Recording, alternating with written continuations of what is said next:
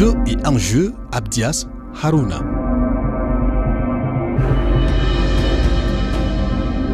Bonjour à tous. De la période précoloniale à l'ère de la mondialisation en passant par les indépendances, les religions importées se sont immiscées dans le quotidien des populations du Cameroun. Le développement des croyances illustre des marqueurs de résistance aux vraies formes adhésives. C'est en tout cas la position de notre invité. Les juxtapositions des pratiques et des modes du croire soulèvent de grandes questions. Comment interpréter la sécularisation du religieux au Cameroun? Quelle analyse faire des jeux d'influence entre le religieux et le politique? Comment comprendre le syncrétisme religieux dans notre pays? Voilà entre autres questions au cœur de cet autre numéro de Jeux et Enjeux. On en parle. On en parle avec le professeur Patrice Payimi, historien, maître de conférences et enseignant à l'École normale supérieure de l'Université de Maroua. Il a dirigé avec Sariette et Paul Batibonac le financement du religieux chrétien au Cameroun, enjeux pluriels et défis nouveaux, ouvrage publié aux éditions Cheikh Anta Diop et récemment Macédoine de quelques modalités religieuses en Afrique centrale et dynamique de l'Église au Cameroun, des pionniers missionnaires à l'éclatement du champ religieux chrétien, deux ouvrages publiés toujours en codirection avec Sariette et Paul Batibonac aux éditions Monange. Bonjour professeur Patrice Payimi. Bonjour. Le religieux au Cameroun est écartelé entre importation et endogénéité. Là, je vous prête ces expressions. Quels en sont les contours socio-historiques?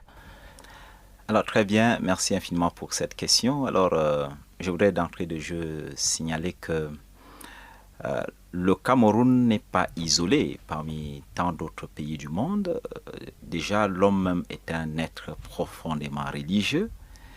Et le cas du Cameroun, les gens peut-être font un découpage historique très inapproprié quand on parle du religieux au Cameroun, surtout en matière d'importation, parce qu'on a l'impression que ce qu'on appelle religion importée n'est arrivé chez nous qu'au 19e siècle. Alors que ce n'est pas le cas? Ça, c'est pas le cas, parce que le christianisme entre au contact de l'Afrique déjà de façon globale, dès le 1er siècle même du christianisme.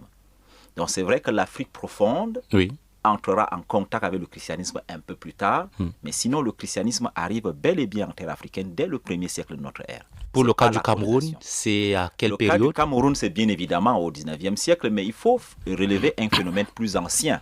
C'est que déjà à la faveur de la traite négrière transatlantique, il y avait déjà eu une première forme d'infiltration du christianisme dans l'Afrique profonde. Donc ça, c'est déjà, quand vous prenez le cas, nous sommes déjà au cœur de l'Afrique centrale, avec notamment l'Angola, avec le Congo, l'ancien royaume du Congo, avec K. Il y avait déjà cette infiltration du christianisme à la faveur de la traite négrière. Donc dans les bateaux qu'on appelait les négriers, il y avait des prêtres qui ont profité de ce mouvement pour... je ne sais pas, on ne dira pas disséminer, mais plutôt diffuser le christianisme, le catholicisme romain dans l'Afrique centrale déjà. Dans le Cameroun, c'est vrai, à partir des années 1800, rentre aussi en contact avec le christianisme de façon formelle, mais il ne faut pas oublier que les courants des relations entre les peuples avaient déjà permis de façon certaine, du moins l'importation entre guillemets du christianisme en terre africaine, du moins au Cameroun. Voilà, donc on a cette importation, et quand on parle de l'importation, on ne voit pas que le christianisme, parce que même l'islam est importé, ce n'est pas une religion africaine à proprement parler. Donc ce sont des phénomènes religieux qui nous sont venus d'ailleurs et qui ont trouvé d'autres formes d'adaptation au plan local. Donc les peuples locaux n'ont fait une appropriation et y ont donné une sorte de coloration locale à ces religions importées. Nous sommes au Nord-Cameroun. Comment analysez-vous justement le syncrétisme religieux dans cette partie du pays? Très bien. Alors, syncrétisme, les gens l'emploient souvent de façon péjorative. Mais sinon, le syncrétisme, les gens le perçoivent souvent comme un mélange hétérogène des pratiques et des croyances. Alors, comment ça se passe au Nord-Cameroun? Il faut déjà signaler que au nord du Cameroun, tout comme dans l'ensemble du Cameroun, nous avons des peuples qui sont profondément religieux et qui étaient déjà habitués à un contexte de pluralisme religieux. Donc, de sorte que être en contact ou adopter des formes de croyances qui ne sont pas fondamentalement de notre terroir ne relevait pas d'un problème du tout. Donc, l'homme était assez souple pour prendre ce qu'il y avait de positif chez l'autre. Vous voyez? Mais maintenant, nous sommes dans le cadre du christianisme avec des modes de pensée fondamentalement différents, peut-être. Et vous trouvez des gens qui ont leurs croyances locales, qui trouvent plus ou moins du répondant dans ce qui vient d'ailleurs. Alors, ce qu'ils font, c'est quoi? Ce n'est pas de faire un mélange hétérogène, mais c'est de faire une synthèse savante. Donc, moi, j'appelle le syncrétisme cette synthèse entre guillemets que je dirais savante, des différents modes des différentes pratiques religieuses qui arrivent dans un territoire. Donc, alors maintenant, qu'est-ce qui se passe? Je suis chrétien, comme on le dit, un chrétien qui a aussi ses valeurs profondes. D'aucuns diraient religion traditionnelle, je n'aime pas trop cette expression religion traditionnelle africaine, je préfère parler simplement de religion africaine parce que ce sont aussi des croyances avec des pratiques et tout un système culturel bien approprié, bien élaboré. Donc, ce qui se passe, c'est que des gens sont profondément chrétiens, mais ils sont aussi profondément africains. Et ça, c'est l'une des questions que j'aime souvent poser à mes étudiants quand je suis dans l'amphi. Oui. Je leur demande, comment vous vous définissez, vous? Est-ce que vous êtes des chrétiens africains ou des africains chrétiens? Vous voyez? Et là, il y a nuance. Parce que celui qui prend ce qui vient d'ailleurs, au point d'effacer ce qu'il est profondément, c'est-à-dire lui-même, un Africain avec ses modes de croyance, là, il n'est pas dans une forme de syncrétisme.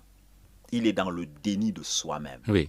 Alors, mais concrètement, lorsque le christianisme et l'islam, ce que vous appelez les religions importées, lorsqu'elles arrivent dans nos contextes, comment ça se passe? Est-ce qu'il y a eu une guerre de croyances? Guerre de croyances, pas fondamentalement, mais peut-être une sorte d'incompréhension au départ. Parce que lorsque les religions importées ont voulu s'imposer au point d'effacer pratiques anciennes, là, il y a eu choc. Oui, il y a eu choc civilisation, choc de religion. Choc parce que c'est une tentative de survie. Et c'est normal. Vous venez, vous trouvez quelqu'un qui a des habitudes et vous voulez gommer ces habitudes. Ce ne sera pas aussi facile. Mais ce qui s'est passé par la suite, et là, vous devez comprendre dans l'être africain, qui est un être profondément religieux et profondément tolérant, il a procédé à une sorte d'acceptation de l'autre. Pourvu que l'autre ne nuise pas ne cherche pas à entrer en conflit avec ce qu'il est au plus profond de lui-même. Donc, ce que vous voyez maintenant, c'est quoi? C'est un syncrétisme véritablement adapté avec des gens qui, malheureusement, n'ont pas assimilé les choses telles que ça devrait être. Parce que vous voyez des gens qui sont chrétiens le matin et l'après-midi, on dit qu'ils sont fétichistes. Je dis bien on dit, parce que pour l'Africain, il a aussi ses croyances et il ne renie pas ses croyances fondamentales. Il ira faire ses libations, il ira faire ses sacrifices, offrir ses sacrifices à ses dieux de la montagne, dieux de la pluviométrie, dieux des récoltes et autres. Mais il dit que selon lui, ce ne sont pas des divinités étrangères, mais ce sont des lieutenants de ce grand Dieu qui est créateur de toutes choses. Alors, question précise, vous appelez dans vos différents ouvrages un phénomène que l'on observe tout le temps, vous appelez ça la sécularisation du religieux. Comment vous l'interprétez dans le contexte camerounais? Merci infiniment. Alors, pour ce qui est de la sécularisation, il faut noter que... C'est d'abord quoi, s'il vous plaît? Il y a... Ok, je reviens un peu à ce contexte. Oui. C'est comme une façon de privatiser le religieux, une façon de l'isoler, de lui enlever son âme. Vous voyez un peu? Parce qu'au départ, le religieux voulait avoir le contrôle sur toute chose. Rien n'échappait au religieux. C'est le religieux qui devait investir les rois. C'est le religieux qui devait dicter la conduite à tenir en société. Donc à un moment, on a assisté à une mise progressive à l'écart du christianisme au nom des philosophies ou alors au nom, je ne sais pas s'il faut dire, de la science. Oui. Comment ça se passe donc au Cameroun? Voilà, au Cameroun, comment ça se passe? Alors, là, je vais vous surprendre. Je vais vous surprendre parce que, tel qu'on regarde, on observe les choses au Cameroun, les gens ont l'impression véritablement que le politique est en train de gommer ou du moins de mettre en minorité le religieux. Mais ce n'est pas le cas. Ce n'est pas le cas. Pourquoi? Parce que ce soit dans le contexte du Cameroun ou ailleurs, il est impossible pour le politique de gouverner sans le religieux. Donc les deux sont comme les facettes d'une même réalité. Donc il y a comme une sorte d'interpénétration du religieux et du politique. Donc c'est vrai qu'à un certain moment, le politique, dans son rôle de régulateur, veut plus ou moins contrôler les activités religieuses. Mais il demeure profondément qu'on ne peut pas se passer du religieux, quelque politique l'on soit. Dans l'ouvrage intitulé « Macédoine de quelques modalités religieuses en Afrique centrale », vous avez écrit un chapitre qui est intitulé « Analyse des jeux d'influence entre le temporel et le religieux au Cameroun depuis 1960 ». Comment justement analysez-vous ces jeux d'influence entre le religieux et le politique au Cameroun? Alors là, c'est l'un des chapitres que j'ai eu à rédiger il y a de cela une dizaine d'années. Alors, il est publié en 2023. Tout à fait. Publié en 2023, c'est peut-être paradoxal, mais c'est une peinture de la réalité. Alors, pourquoi vous l'avez d'abord conservé? Je l'ai conservé parce que je voulais procéder à une sorte de maturation de ce que j'avais comme idée de ces jeux d'influence. Allez, déclinez-nous l'idée. Je suis resté l'observer pendant presque 12 ans pour bien consolider un certain nombre de choses. Parce que je suis parti sur la base de mes observations et de certaines appréhensions que les gens se font du religieux et du politique. Des gens ont dit que le religieux et le politique, c'est un mariage incestueux. Un mariage incestueux parce qu'on estime que le religieux est l'éclaireur de la société et ne saurait pactiser avec le politique qui, dans la perception des populations, est essentiellement de la corruption. Ce qui amène l'homme à se salir la main, comme le disait Sartre. Oui, Jean-Paul Sartre. Alors, mais lorsque vous observez bien les choses, vous constatez qu'il y a véritablement comme un jeu d'équilibre. Pourquoi je le dis? Parce vous dites clairement jeu d'influence. Jeu d'influence, mais aussi jeu d'équilibre. Équilibre de la terreur. Permettez-moi d'utiliser le terme équilibre de la terreur parce que on se rend bien compte que le politique redoute le religieux. Et le religieux sait qu'il ne peut rien faire sans le politique parce que c'est le politique qui donne la bénédiction et qui assure les conditions nécessaires à l'exercice du religieux. Donc, ce qui fait que désormais, on se retrouve lors, par exemple, des périodes électorales à solliciter la bénédiction et l'accompagnement du religieux. Mais on le fait de façon implicite. On n'ose peut-être pas le brandir de façon affichée, mais de façon implicite. Comme je le disais, il y a des expressions lors de mes enquêtes. J'ai eu beaucoup de révélations où, du moins ce duo des chairs des églises ou des mosquées, on passe des messages codés en disant, permettez-moi l'expression en fulfulde, Hameden Masinkoen Kam Lumbanako Wowa. Ça veut dire? Ça veut dire, chez nous autres chrétiens, c'est comme d'habitude. Quand on dit comme d'habitude en contexte électoral, ça veut dire qu'on accompagne celui qui est au pouvoir. Parce que dans l'idéologie chrétienne, on ne saurait avoir un chrétien qui est comment? Un opposant. Parce que le chrétien, dans son essence, devrait soutenir celui qui est au pouvoir. Donc, c'est ce jeu-là d'influence avec effet de nuisance potentielle. Donc, on essaye d'assurer une sorte d'équilibre par jeu de négociation et d'entente tacite entre le religieux et le politique. Pour qu'on assure ce qu'on appelle, ce que j'ai appelé l'équilibre de la terreur. Alors, je sais que tu es capable de me nuire parce qu'avec toi, tu as une masse d'électeurs potentiels qui sont des fidèles d'église. Et de l'autre côté, moi, le religieux, je sais que si tu ne m'assures pas les conditions nécessaires pour l'exercice de ma liberté de pensée, de ma liberté de religion, alors je ne pourrai rien. Ceci arrive dans un univers politique et religieux camerounais bien précis. Hein? Bien sûr, bien sûr. bien précis, c'est vrai, parce que on a l'impression qu'on assiste davantage à cela à partir des années 90 avec la libéralisation qui est survenue. Mais déjà avant, on savait que c'était déjà le cas, mais le contexte n'y était pas, on ne s'y prêtait pas encore.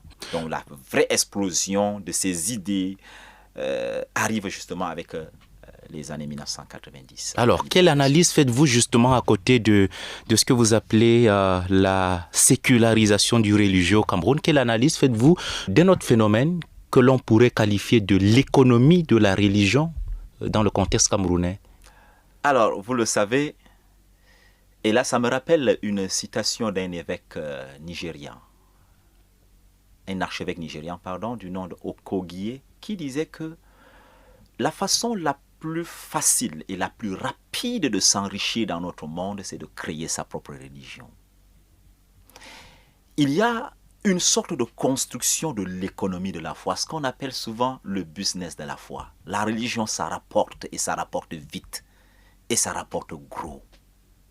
Il faut savoir capitaliser la religion, captiver les foules, drainer, et du moins se captiver même des moyens, des ressources nécessaires pour se faire un nom, un empire. Un empire qui est à la fois financier, mais aussi un empire constitué du capital humain. Donc c'est tout cela. Et c'est ça le sens du business de la foi dans notre contexte actuel qui est marqué justement par l'explosion du religieux. La prolifération du religieux, justement. Ça se crée à tout bout de champ, ça s'invente, ça se construit. Et ça, c'est la particularité de notre monde. Et cela est renforcé justement par l'ère actuelle, le contexte actuel marqué par l'appui des TIC. Oui, justement la médiatisation actuelle du phénomène religieux au Cameroun est tout aussi importante. Quels en sont les enjeux à votre avis?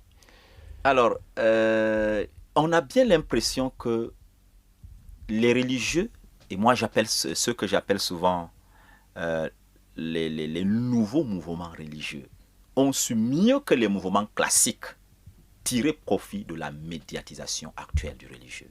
C'est-à-dire, c'est comme si, et ça on parle davantage des néo-pentecôtistes qui ont pu mettre à profit et à contribution les nouvelles technologies comme instrument de leur marketing religieux.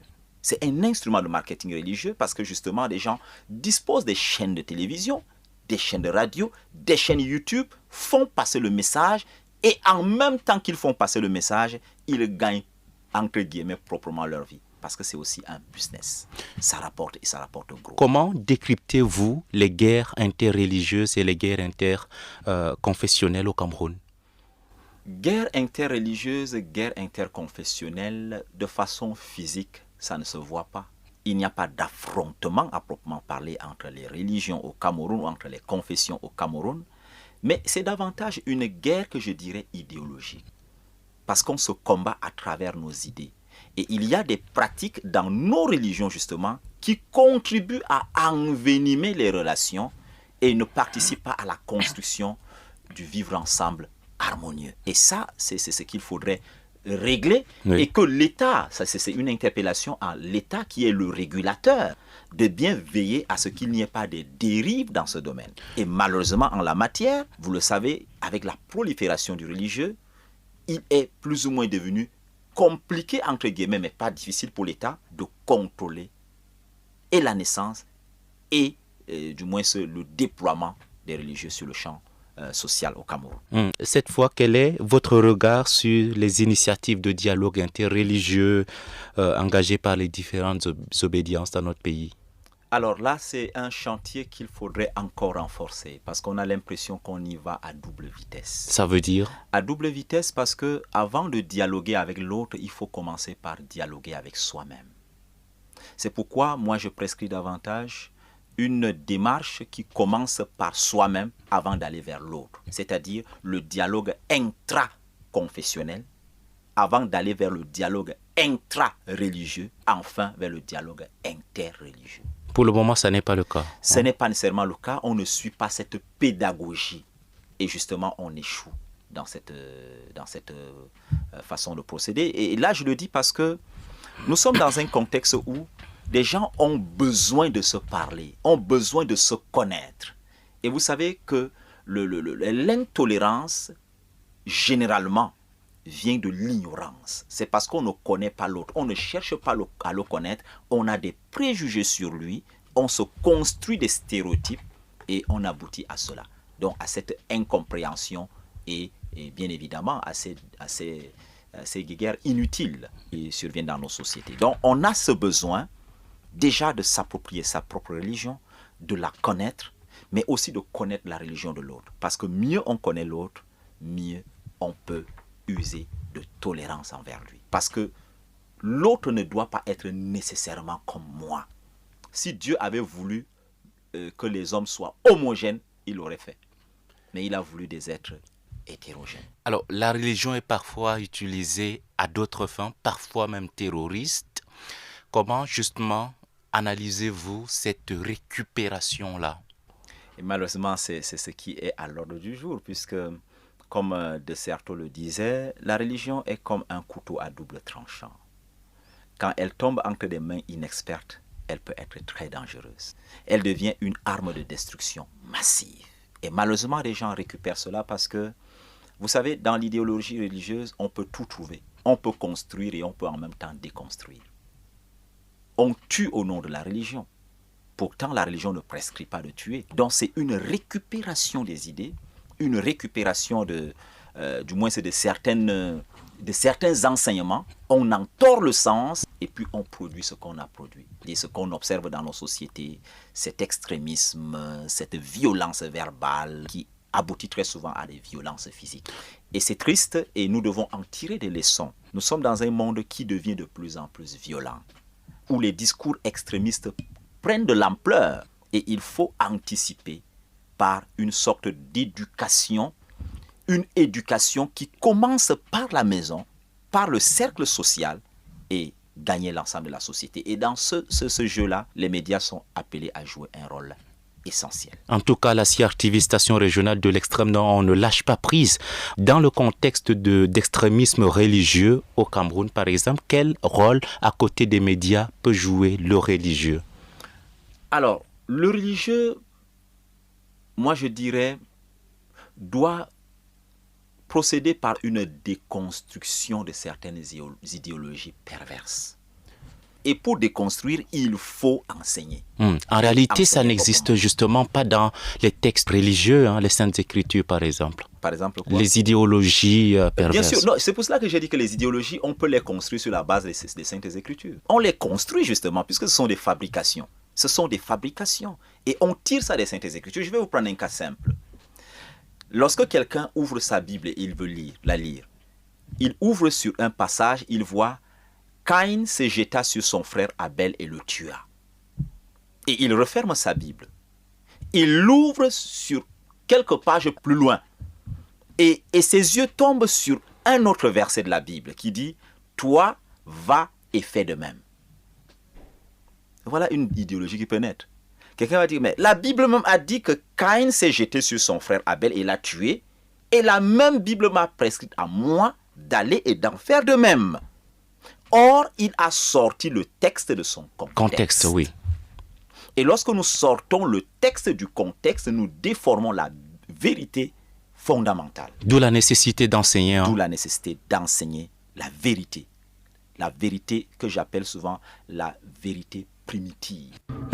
Merci professeur Patrice Payimi. Je rappelle que vous êtes maître de conférences et enseignant à l'école normale supérieure de l'université de Maroua. Vos domaines de prédilection sont l'histoire socio-économique, les relations transfrontalières, l'historiographie du christianisme et les mutations des phénomènes religieux. Vous avez coordonné avec Sariette et Paul Batibonak récemment 2 ouvrages dont je rappelle les titres: Dynamique de l'Église au Cameroun, des pionniers missionnaires à l'éclatement du champ religieux chrétien, et enfin Macédoine de quelques modalités religieuses en Afrique centrale, 2 ouvrages publiés aux éditions Mon Ange, c'est bien cela. Absolument. Alors ces ouvrages sont disponibles?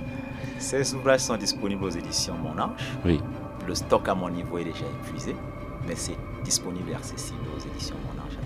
Merci beaucoup, merci d'être passé. Jeu et enjeu touche à sa fin. Je suis Abdias Harouna. Au revoir.